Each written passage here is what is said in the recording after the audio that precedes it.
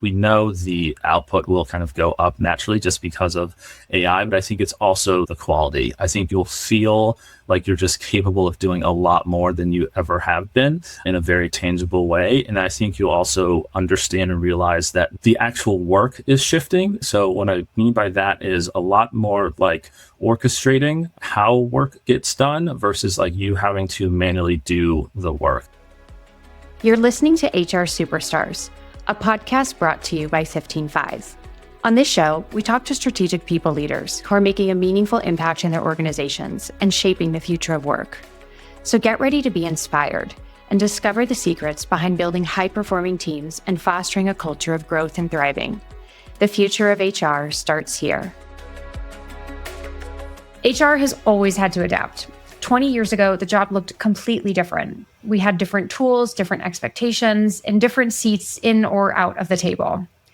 HRIS systems changed how data was managed, self-service portals changed how employees interacted with HR, and every time we went through one of these shifts, the function of HR was never replaced, but how the job got done did change. AI is the latest version of that moment, and it's just much bigger than most of the ones that we've ever experienced in our lifetime.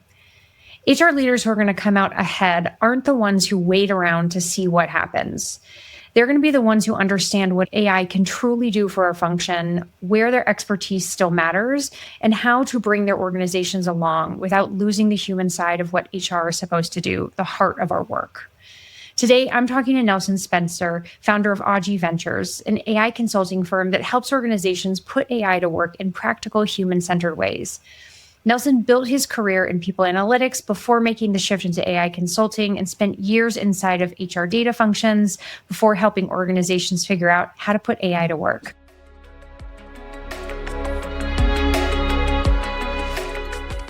Nelson, welcome to HR Superstars.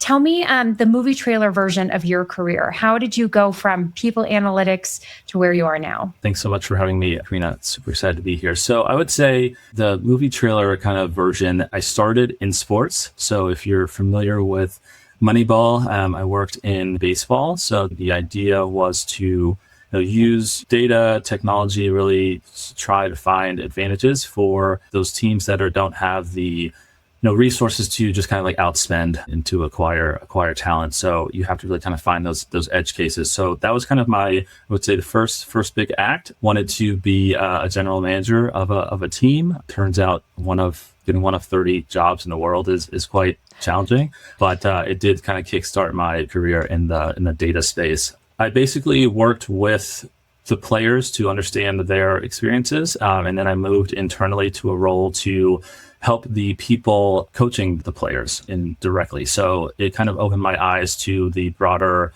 people analytics in the HR kind of space in that world. So that was around 2020. So we know kind of what happened around then. So I got into people analytics and started to see that shift was going out into the industry. So jumped on that wave and was able to lead a few different people analytics teams and kind of dive into how do we using data and technology to kind of understand and improve the experiences of people. And then November 2022, it was a lot of ruckus on Twitter at the time, and ChatGPT had just been publicly announced. So I remember creating an account almost immediately and becoming pretty obsessed with it. And that obsession has continued. So the through line is just kind of using data, technology, and analytics to understand people, and has been a fun, interesting ride. I love it, Nelson. I mean, obviously, when you first heard ChatGPT, your first reaction maybe wasn't fear or anxiety, but the anxiety is very real, right, for many, and especially in the HR world. When you look across the HR leaders that you're working with right now, there seem to be these two groups, right? Like those who are in the why does this even matter case, and those who are using AI, but not totally sure how to get to that next level, right? Like there's very few who are really in that kind of elevated bucket, given just where we're at. What do you think is going on with that hesitation? What do you think is happening there? I think a lot of it kind of comes down to the unknown. So I think folks are I think we're still obviously very early in our journey and just understanding like how it works. I think for a lot of people, I think there's a lot of anxiety around roles and what that means for kind of like the future of work and specific jobs. I think as humans, we don't love change. I think that is a pretty kind of universal thing. So I think it's kind of like humans are doing what humans do, and we're just trying to evolve and understand what that looks like. But I think it's a very kind of exciting time once you understand how AI actually works and kind of what really kind of allows you to kind of multiply yourself and kind of like really get to that, I would say, augmented version of yourself. I feel like one of the biggest anxieties that you just touched on in HR is that AI is going to be replacing people, whether it's HR leaders, HR teams, people in organizations. What do you actually believe when it comes to that specific fear? I strongly believe in the idea of like AI being a multiplier and augmenting of human talent. The name of the venture, Augie Ventures, is augmented intelligence. So I don't think that is like the ultimate kind of goal. And I think kind of what really it can do. When you really understand AI, you understand that the magic in the sweet spot is when you're bringing your domain expertise to work with AI, and that's kind of where you get that multiplier effect. So I think it's very strong in the camp of it's going to really kind of improve and augment everyone's roles and things like that. So when you think about augmented intelligence for HR leaders, what do you see 5 years from now between the leader that has really leaned into this and has gone into that kind of augmentation process versus the one who's sat back? A few things. I think we're starting to see like the work is very much shifting in kind of like what it actually looks like day to day.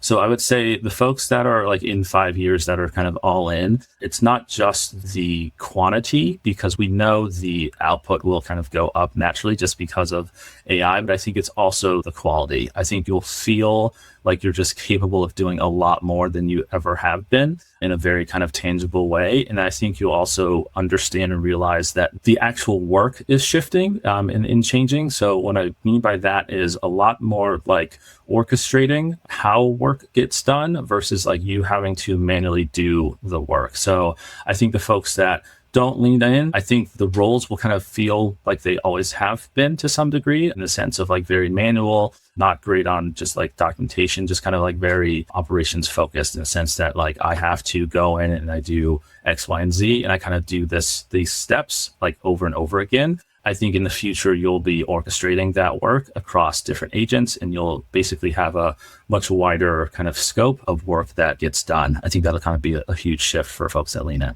I love it. Let's talk a little bit more about orchestrating because I think one of the biggest blockers that I see with HR leaders, and I was even here myself in my own journey, is that at a certain point, like most people start to use AI for writing or completing very simple tasks, which is great. But then it's really hard to jump somewhere more meaningful beyond there. It's like, okay, I can get ChatGPT to help me write some LinkedIn content, but now what? Or rewrite this policy, but now what do I do? How would you describe what leveling up really looks like in a practical way? I think you hit on it that there are definitely different levels to the interactions with AI. So I think that level that you explained, I think is kind of like level 1, if not like level 0 at this point, right? It's just like the basic kind of interaction. You'll start to just understand how it works, right? So you'll understand things like memory, you'll understand things like context windows, you'll understand things like tokens. So you'll just start to naturally realize that, we can't have one thread in ChatGPT for 2 years, right? Like it's not going to work well in that regard.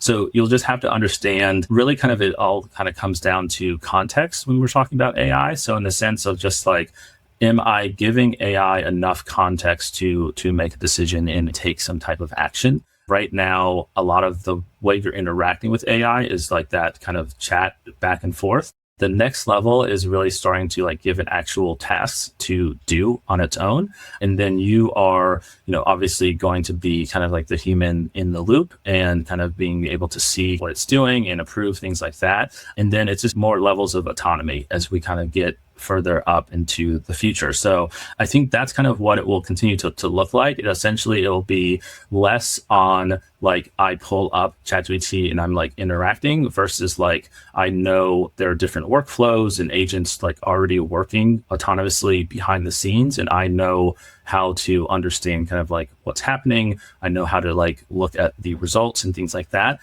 So I think that'll be the shift. It's kind of feel like extreme version of multitasking, I think, when you're being able to just like kick off a lot of different workflows and really just kind of orchestrate what that end result looks like. It's really interesting as you're describing this, Nelson, that it hasn't ever really clicked with me before until right now, is the way you describe this progression of autonomy from I'm chatting with ChatGPT or whichever LLM, I'm giving it a task, I'm actually letting it do autonomous things, is actually just like almost a career ladder for the AI you're working with. Is like when you bring someone really junior in, you're expected to be handholding, you're giving them a lot of direction. It's kind of constant interaction to get what you need from them. And then the more you work with them, the more skill that they develop, the more that you're learning yourself, right? You give them now something to do on their own. Here's a little bit of the guidance, go do something small and come back to me, versus being at that pinnacle point in their career where it's like, great, like I can now have less oversight of what you're doing, but you're expected to be running these things during the day for me. And we're having check-ins of a different nature, which is, I think, maybe a helpful way for some HR leaders to think about this, because it can be really hard for leaders I know I've interacted and talked with to even just imagine, well, what's a task I'm going to give Claude or ChatGPT? Like, what would I even ask them to do? What do you do when the leaders you work with ask you that? Like, what are some kind of simple ways you break them into that task mode? Yeah, well, I think first, like, I think that's a great way to frame the relationship. So I think like when you're thinking about AI, a lot of folks think about it as like a very strong, capable, like literal intern, to your point. So like, I think that's a good framing on what that looks like. So when I say think about task and breaking things down, I try to have folks like literally just like go through the day and just like write down the things that you're actually doing in terms of how many emails do I have to send? Who am I sending emails to? What types of things am I having to approve?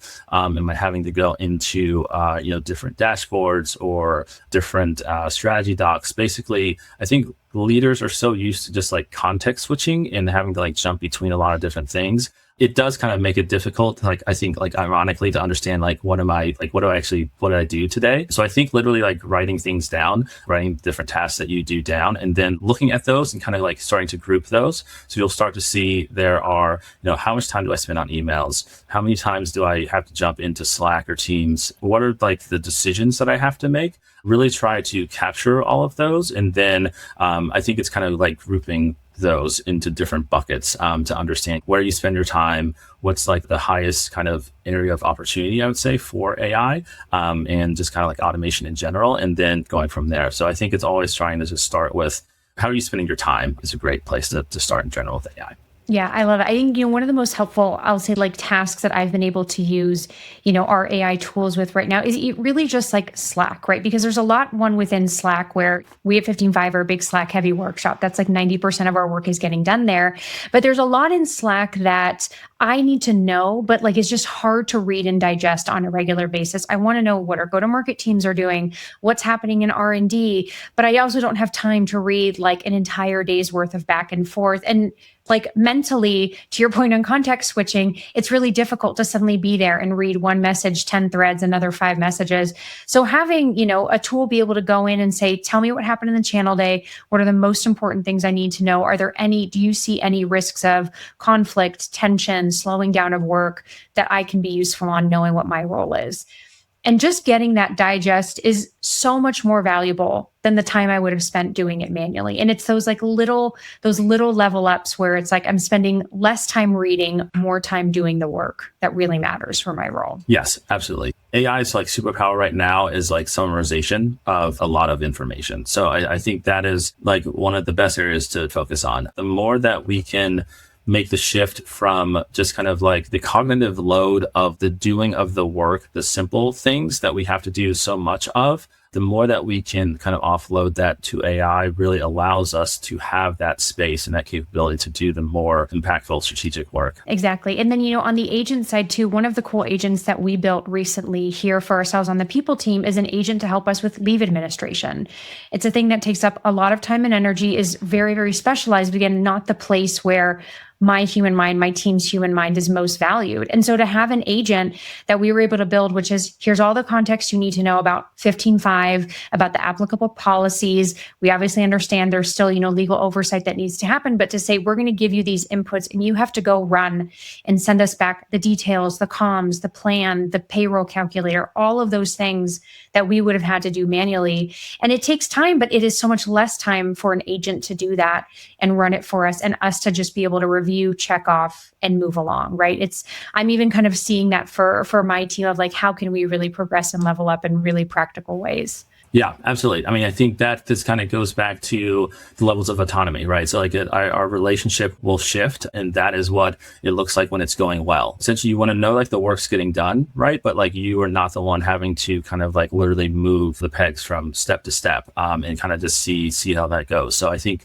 that's a great approach, and how I would definitely think about in terms of just like automation and things like that. I think for people teams in particular, I think it's really fascinating with AI just in general, because there are so many like processes and systems that kind of are in the space, but also the nature of the work obviously is also very kind of like people first. So I think for AI in the HR space will be fascinating, but I think there's so many opportunities, especially the core operational work that needs to get done, like you mentioned. How do you see then, AI tools impacting career progression within HR? Like, what do you think is going to be different again in that 5-year, 6-year outlook? In general, I think software is definitely changing a lot too. So another like interesting thing is like how we interact with software and kind of like what it looks like. So if you've been spending a lot of time within the AI tools, you'll start to actually see the literal like UX and UI looks very different than I think like historically what we've been used to. So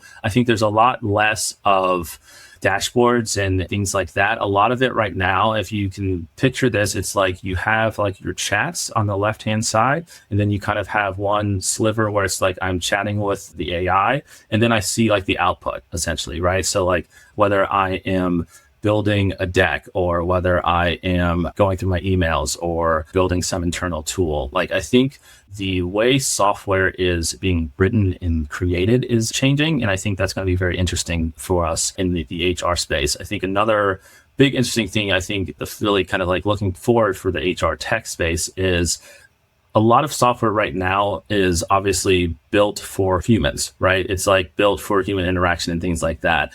The future will be software that's built for agents. That'll be an interesting shift in the HR tech space in general. I imagine there will be a future where us as humans are not necessarily having to like go into Workday to update our profiles like constantly and things like that, right? I think we'll have either like we'll bring our own like agents to work, or we'll have some type of tool where a lot of that is automated and like the agents will be kind of filling out different things. So you can kind of think about the same thing for like employee surveys or, whatever different touch points across your life cycle. I think will be fascinating with the interaction with AI in technology and how that will continue to shift quite a bit. And it's really interesting for HR to think about, because then your workforce is going to be totally different, right? There are leaders certainly who are already ahead of this now, and it's coming up more in conversation of how do we think about agents in our workforce? How do we manage them? But from the HR perspective, it really is thinking about like, how do we make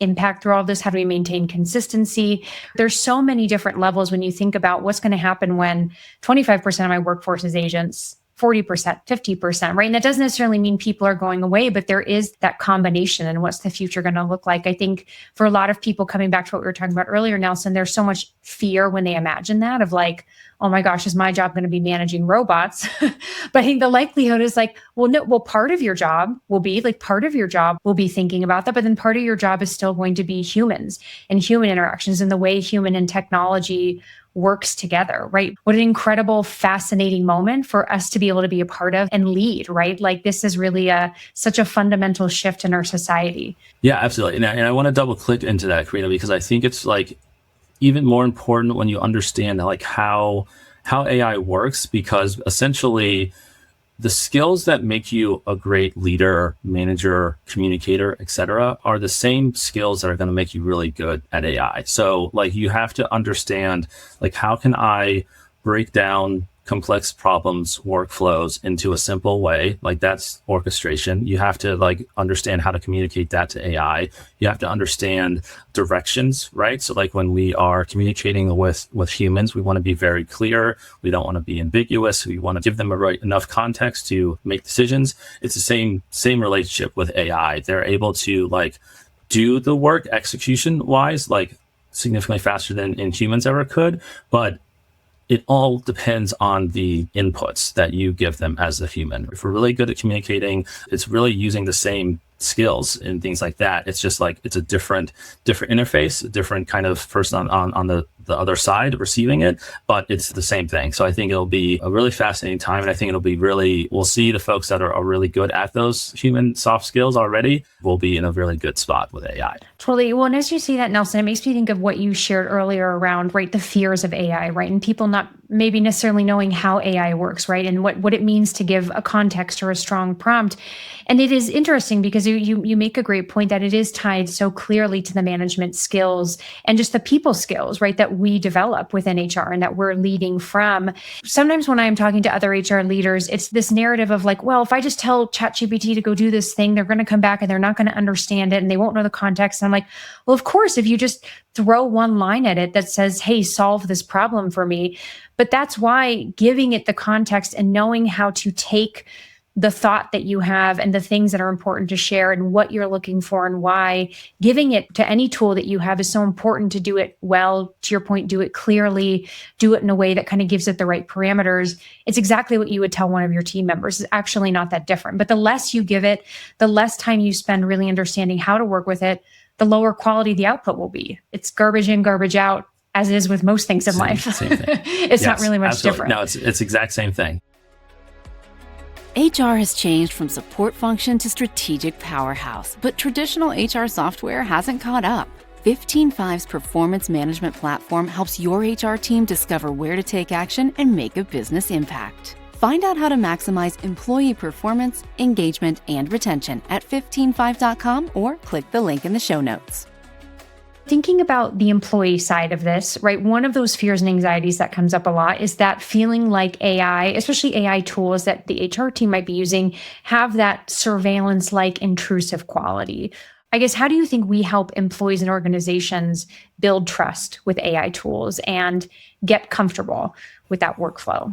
I think it kind of just goes back to our fundamentals of when we're using data technology with employees in general. I think of like things just like transparency. Just think about like if you are from the employee side, right? So like if someone is using my data or tracking it, I would like to know, what data are they collecting? How are they using it? How is it used to make decisions, et cetera? So I think being transparent in your operations and your processes and sharing what that means and what that looks like. I think we have seen a lot of it in obviously like in the recruiting space so far, right? So what we're seeing more and more of like automated interviews and things like that. But you'll see it'll say, we use AI or we may use AI a part of our process and things like that. So I think just being able to be clear and be transparent, I think will go a long way. And I think a big piece of that from the trust perspective is psychological safety. So I think when you just kind of think about change and transformation in general, we already kind of like know best practices there, right? So we know when folks feel psychological safe,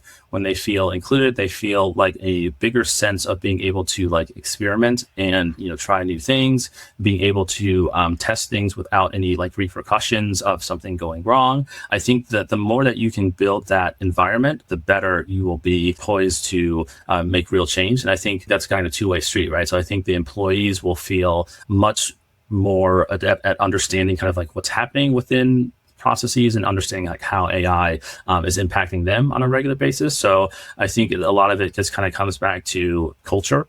So I think a fun theme of this conversation, right, is just like a lot of what we do as people leaders is the same stuff that's going to be really, really important. It's just going to look different. Yeah, I don't think there's any skill you've mentioned so far that is not already completely within the HR wheelhouse, right? Things that we are doing today, probably all the time that we don't even realize, and that right, just haven't yet really made that connection of like, it's the same principles. It's the same foundation that we're going to keep coming back to because it is change, right? And change is inevitable. And change has, we know, like there's many great systems and frameworks out there to help lead people through it, which come back to communication, transparency, psychological safety, to your point. It's all those things that we really uniquely bring from the HR function and as leaders. So I love that. I think that's in many ways a very comforting thought and also a bit of a relief, right? That like we're not entering this world of AI tooling that like I now suddenly have to become a software engineer. Like that's actually the beauty of all of this is you don't have to come with these years of skills and experience in certain areas. It's taking really those parts of you, your professional skills, your personal skills, what brought you into this function and elevating it, just as you were saying in the beginning.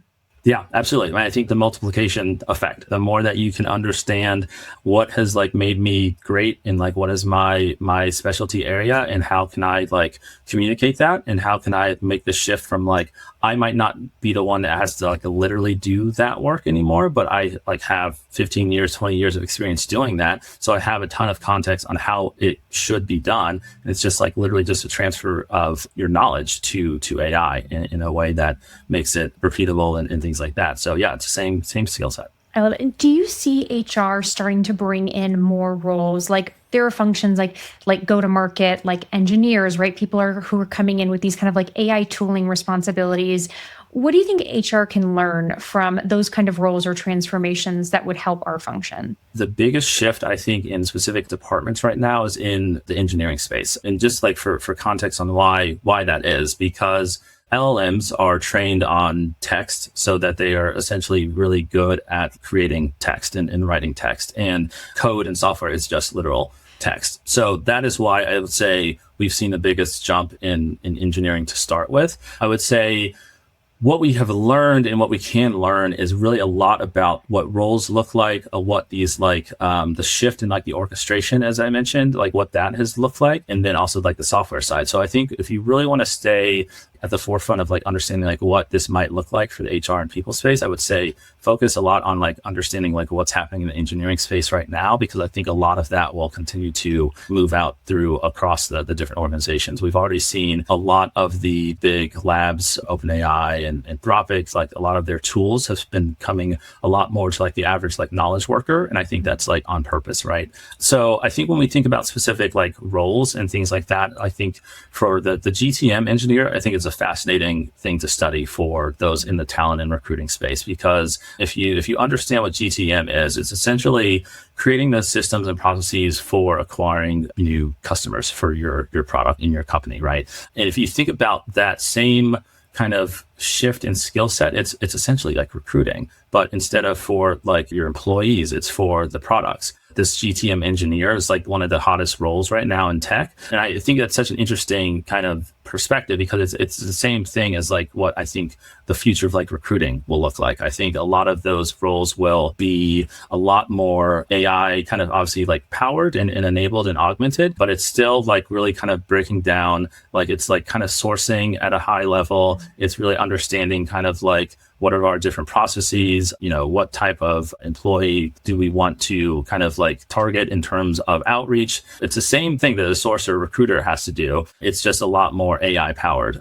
So I would say like that's one specific area where I think there's like a very kind of clear blueprint on like what it could look like when you kind of think about that from a talent and acquisition kind of perspective. And I feel like this connects, Nelson, to what you've talked about before, which is this idea of multiplying yourself through AI. Tell me a little bit more about what you mean by that and where you see it in practice. As humans, we can only achieve so much at one time, right? So when I say multiply myself, I would say it's like the quality, but like multiplied, because you can do so much more. Back to like the orchestration. So let's say you have a task list of 5 things, right? That they typically you can complete that across like the whole week, just because, we have to put out fires, things are happening. You can imagine a world where on Monday, you are just going into your tool, you're doing something like voice to text, and you're just speaking to the AI on like, here's what I know is on my to-do list. Here's the goals. Here are all the clear like inputs. Here's the files you need to look at. Here are the people that need to sign off on that. Enter. And then like you just go to the next task. So I imagine a world where we're able to get through like the traditional to-do list so much quicker that we're able to just have this space and have this time to really kind of dive into a lot of like the people and strategic work that need to get done. And so I think like the folks that really are able to like create those systems and processes to allow you to take advantage of that opportunity with AI will allow you to really kind of like level up on the strategic and human aspect of the work. So I think that's kind of what I mean when I say multiply yourself, is like, it's not just the quality, but it's also the quantity. So it's just kind of being able to create a higher output of high quality work. Yeah, that's such a great, very practical example of what that looks like. And what I hear when you describe that too is that HR also has to be ready to let go of the tasks and work that are not a value add to them, right? Like there can be, as with many people, like the protective nature of like, but this is mine, only I know how to do it, like it needs me. And it's just a letting go of like, nothing actually needs us, right? Like, and that's okay. Like that work doesn't need you. What the business really needs, why they've invested in you, where they're going to need your impact, is on these other set of problems that need your unique experience across all the companies you've worked at, other leaders that you've talked to. Like you can bring that. You aren't the person who has to get tasks from A to B to C throughout the week. Let the agent do that. People really think their like workflows are so special and like nuanced and things like that like AI couldn't possibly like understand how that would work. And it's like, no, it's most certainly something that could be automated or augmented in some way. I think that the biggest challenge is that you probably don't have the documentation to like tell me like, how does this process work? That's probably why it feels so crazy and hard. The folks that are able to have the good documentation and things like that are ones that are going to be really kind of thriving in this new space. That's actually such a great call out. I think back to HR leaders and team members I've worked with who tend to be the most protective of their work, who have that same idea of like, this is too nuanced, it's only me, but it's only because you actually just haven't written down the 10 steps. Like I promise once you tell someone else how to do it, actually like most people could do it. You're not doing something that only has like the knowledge of like 1% of the world. It's like we're going through policy processes. Like we are navigating tough situations, but there's many of us that can do that. And I think even if one of those low-hanging fruit tasks for HR leaders is find a few processes that you feel that way about and document them. Like just do that first. Don't even worry about the AI tooling part, but just do you have documentation of how work happens on your team could maybe be a first step into the world. Are there kind of other things that you think would be that easy low-hanging fruit? I think that's always number one, is just kind of like documentation. I think most folks don't have processes documented. We have a good understanding of like what work needs to get done. We don't have a great framework, most companies, for like how we do the work. That'll be kind of a big shift. So it kind of just comes back to the communication and the kind of transfer of skills and how we will be working with AI. So the ones that have their documents, processes and know like kind of where knowledge lives and where data lives, that'll be big. I think, again, just kind of writing down like, where do you spend a lot of time right now? Also, like, where do you like want to spend more time? Because I think there's an opportunity to kind of like make that shift and be a little bit more balanced in whatever way that looks like for you. The better that you can get at like letting go of like, I have to like own this whole thing from A to Z, the more that you can kind of expand and just kind of be this, like, I think this technical like generalist, I think, is most of what most roles will kind of look like. It's just kind of a mix of, I've done this work for a long time, but like I know how to communicate that to agents and automations and things like that. So there will be certainly more technical like areas of the work, I think, but it won't be any more than I think any other big time in history. I think, like I was thinking the other day, when I was growing up, at some point they like told us to stop putting like Microsoft Word on your resume, right? Like there's an assumption that we know how to use these tools, right? So I think it's the same thing with AI at some point. Like we're not going to say like I'm AI native. It's like, of course you are. I would hope you are at this point. So it'll just be like a shift, but it'll happen gradually over time. Oh my gosh, you just gave me a real flashback to thinking about my early resumes, which were like, G Suite, Excel, all the different tools I could use, which would be so silly to put on a resume now, right? It would feel so outdated to do, which, right. Yeah. Like we think about that. And yeah, I mean, I think about my daughter. I mean, the way that technology and tools are so native to her and her friends and what they're doing, what they do in school every day, like it'll just be this assumption that they are entering the workforce with a totally different foundation of knowledge. It's a different skill set and it's going to look very, very different. So yeah, it's going to be exciting. Completely. So as HR leaders start to let go more of the I need to own the A to Z, where do you feel HR really brings in that human-centered, unique perspective? And how do they maintain that through this transformation? When we think about like human involvement and human-centered, it's the same work has to get done. So we still have to have the right policies. We still have to have the right processes and things like that. But that middle layer is what's going to get kind of automated. So like we still have to like have a lot of human involvement on, again, like when we're creating this process, who is it for? Who's benefiting, who's not. We're like creating this survey. We have to understand kind of like what are we trying to get out of it, things like that. But the execution of like sending out the survey, analyzing the results, things like that, like that's the back end that we have to kind of like loop between. So like you don't have to worry so much about the execution, but the inputs and like the human aspect of it all is still very critical because again, like that's only how like the AI will do really well is when you have the good inputs and you have the good feedback. It's really the same thing that you do now, I would say, is where you should continue to lean in from a human perspective. I love that, Nelson. And that comes back to what we were talking about earlier too, right? Which is just, it's all the skills you already have. It's all the things that you have been doing that you do all the time when your company goes through change or a new initiative or you're launching a program. It's just leaning into that toolkit and figuring out where these AI tools are going to be a part of that toolkit. Like what are the things that they can really do for you? It's not a replacement of you, but just an enhancement really of what you're doing. I think that's just such an incredible way to think about it, Nelson. We could probably go on this topic for ages because I'm everything you're saying is sparking so many ideas for me. But as we wrap up, tell our listeners, where can they find you? Where can they connect with Augie if they want to learn more about what you're doing or chat with you? I'm on LinkedIn. I'm on all the different platforms. Company is Augie Ventures. So it's augi.co. You can learn more. I'm kind of starting to create more content, different resources for folks in the space. So yeah, would love to stay in touch with folks. Well, thank you so much for coming on here today, Nelson. This has been incredible and can't wait to have you back on because I'm sure we'll be talking about this for many years to come. Absolutely. Thanks so much for the opportunity, Karina. I appreciate it. As an HR leader, you have a critical role in managing an organization's most valuable asset, its people. However, despite the importance of your role, other executives may not see the value of having HR leaders at the executive table. This is why we crafted the HR Outcomes Playbook. It's designed to help you close that gap and operate in a way that enlightens and excites the rest of the executive team and shows them that HR can provide value to an organization's bottom line. Get your copy at the link in the show notes now.